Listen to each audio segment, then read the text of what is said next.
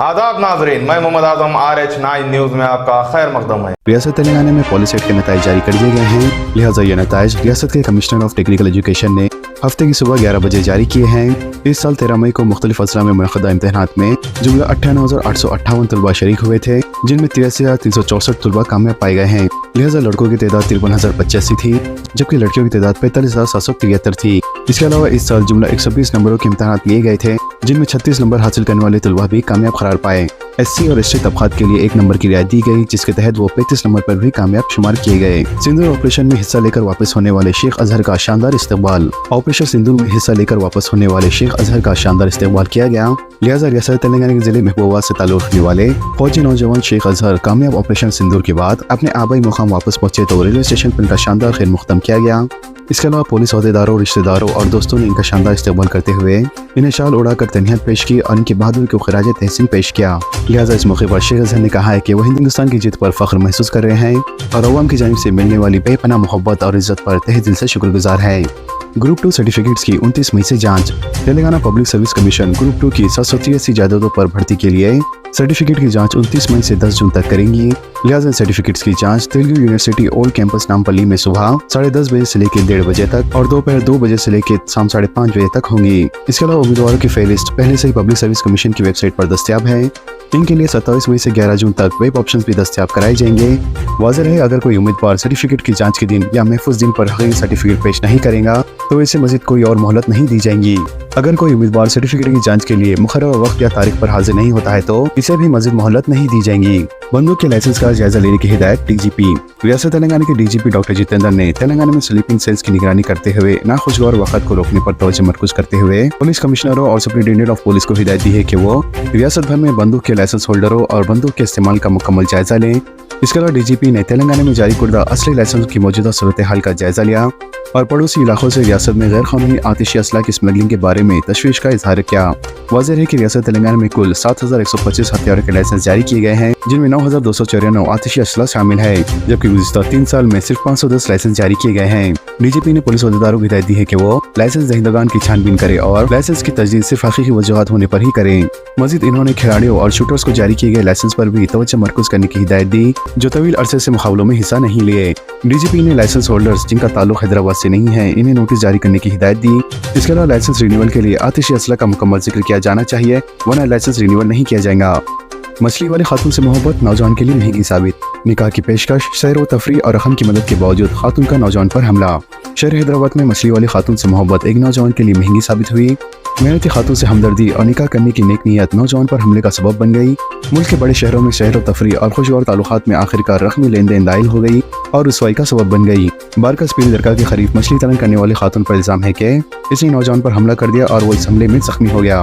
लिहाजा ये वाक़या सोशल मीडिया पर वायरल हो गया, जो शहर और बैरूनी शहर हल्कों में सनसनी का सबब बना हुआ है। शहरी अपनी ज़हनियत के लिहाज से इस वाक़े पर मुख्तलिफ तबसरे करने लगे हैं, जबकि जख्मी नौजवान ने सोशल मीडिया पे अपना बयान जारी करते हुए मछली तलने वाली खातून पर संगीन इल्जामात लगाए।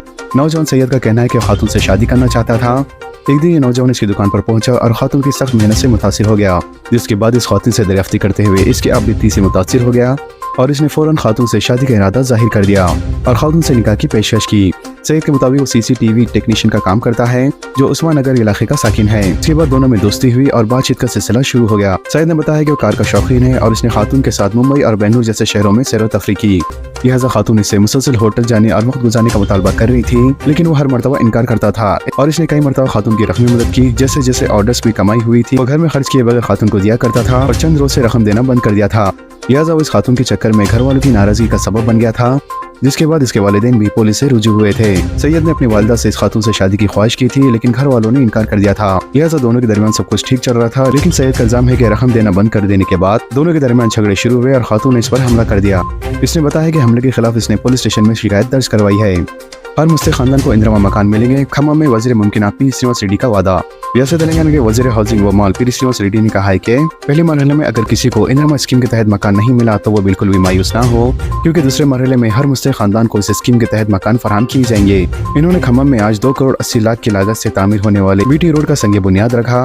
लिहाजा इस मौके पर मुनक़दा तकरीब से खिताब करते हुए वज़ीर श्रीनिवास रेड्डी ने कहा है कि कांग्रेस हुकूमत ने साबिक़ हुकूमत की जानिब से शुरू करदा फलाही स्कीमों को जारी करते हुए मज़ीद कई नई फलाही स्कीमात मुतारिफ कराई हैं। इन्होंने साबिक़ हुकूमत BRS को तनक़ीद का निशाना बनाते हुए कहा है कि दौर BRS की हुकूमत में 10 साल दौर में एक भी नया राशन कार्ड जारी नहीं किया गया, जबकि मौजूदा कांग्रेस हुकूमत इख्तियार में आते ही सफेद राशन कार्ड रखने वाले हर एक खानदान को 200 यूनिट मुफ्त बरखी सरबराही कर रही है। इसके अलावा खातिन को RTC बसों में मुफ्त सफर की सहूलत भी फराहम की जा रही है। 500 रुपए में गैस सिलेंडर और राशन पर बारीक चावल सरबराह किए जा रहे हैं। इसके अलावा वजीर पीर श्रीनिवास रेड्डी ने कहा है कि हुकूमत आइंदा हफ्ते हर अहले खानदान को नए सफेद राशन कार्ड जारी करने के इक़दाम कर रही है। इन्होंने कहा है कि हर अहले गरीब खानदान को इजरा मकानात दिए जाएंगे, लिहाजा इस मामले में किसी को मायूस होने की जरूरत नहीं है।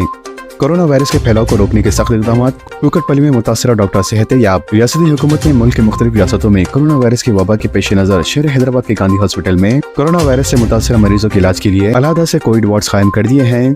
वाज़ेह है कि हाल दिनों में हैदराबाद के कुकटपल्ली में एक डॉक्टर कोरोना वायरस से मुतासिर हो गया था। इसके अलावा पड़ोसी रियासत आंध्र प्रदेश में भी कोरोना के 4 केसेस दर्ज किए हुए हैं। रियासत में वायरस के फैलाव को रोकने के लिए महकमे सेहत सख्त इक़दाम कर रहे हैं। इसके अलावा रियासत तेलंगाना में वायरस के फैलाव को रोकने के लिए महकमे सेहत सख्त इक़दाम कर रहे हैं, जबकि मरकजी हुकूमत ने भी रियासतों को वायरस से निपटने के लिए चौकस रहने की हिदायत दी है, जिसके पेश नजर महकमे सेहत ने शहर के गांधी हॉस्पिटल में कोविड-19 वार्ड कायम किया है। लिहाजा इस वार्ड में 78 बिस्तरों का इंतजाम किया गया है। अहदेदारों के मुताबिक उस्मानिया हॉस्पिटल में भी कोविड वार्ड कायम करने के इक़दाम किए जा रहे हैं। इसी तरह fever hospital, chest hospital, Niloufer और किंग कोटी हॉस्पिटल में भी कोरोना के लिए खुसूसी वार्ड कायम करने का मंसूबा तैयार किया जा रहा है। जरा ने बताया कि फिलवक्त गांधी, उस्मानिया और फीवर हॉस्पिटल में कोरोना के रैपिड टेस्ट भी शुरू कर दिए गए हैं। लिहाजा इस दौरान मुसला इत्तलात में बताया गया है कि हैदराबाद के कुकटपल्ली इलाके से ताल्लुक रखने वाले डॉक्टर जो कोरोना वायरस से मुतासिर हुआ था, अब वो बिल्कुल पूरी तरीके से सेहत याब हो चुका है। महकमे सेहत के जरिए ने बताया कि इस डॉक्टर के अरकान खानदान और करीबी अफराद में वायरस की कोई अलामत नजर नहीं आई। रियासत आंध्र प्रदेश में भी कोरोना के 4 नए मामलात। दोनों तेलुगु रियासतों तेलंगाना और आंध्र प्रदेश में कोविड के मामला दोबारा सामने आ रहे हैं। रियासत आंध्र प्रदेश में हालिया तौर पर 4 नए कोरोना मामला दर्ज किए गए हैं। रियासत आंध्र प्रदेश के वजीर सेहत सत्य कुमार ने मीडिया को बताया कि इनमें से 3 मामला विशाखापट्टनम और 1 केस कड़पा में पाया गया है। इन्होंने तयखुन दिया है कि कोविड टेस्टिंग किट्स पूरी तरीके से दस्तयाब है और महकमे सेहत चौकसी के साथ काम कर रहा है। सत्य कुमार ने आवाम से अपील की है कि वो इस सिलसिले में खौफजदा होने की जरूरत नहीं है और कोरोना के सिलसिले में घबराने की कोई जरूरत नहीं है। रियासत तेलंगाना में 3 महीने की राशन का तकसीम का अमल एक साथ। रियासती हुकूमत ने ऐलान किया है कि मानसून के मौसम में मुतलका शदीद बारिश और सैलाब जैसी आफत से बचने के लिए 1 जून से 3 महीने कबल राशन की फरहमी की मरकजी हुकूमत की हिदायत पर अमलावरी करेंगी। लिहाजा Telangana civil supplies commissioner DS Chauhan की तरफ से एक सरकारी हुक्म जारी करते हुए इस बात की हिदायत दी गई है कि कुदरती आफत के दौरान रियासत भर में गरीब और कमजोर कम्युनिटी के लिए ग़िज़ाई तहफ़्फ़ुज़ को यकीनी बनाने के लिए 1 जून से 30 जून तक राशन कार्ड होल्डर्स को जून, जुलाई और अगस्त के लिए एक ही बार में राशन फराहम किया जाएगा। लिहाजा इस तरह के इक़दाम का मकसद मौसम के महीनों में सैलाब या नाकाबिले रसाई होने की वजह से पैदा होने वाली रुकावटों को कम करना है।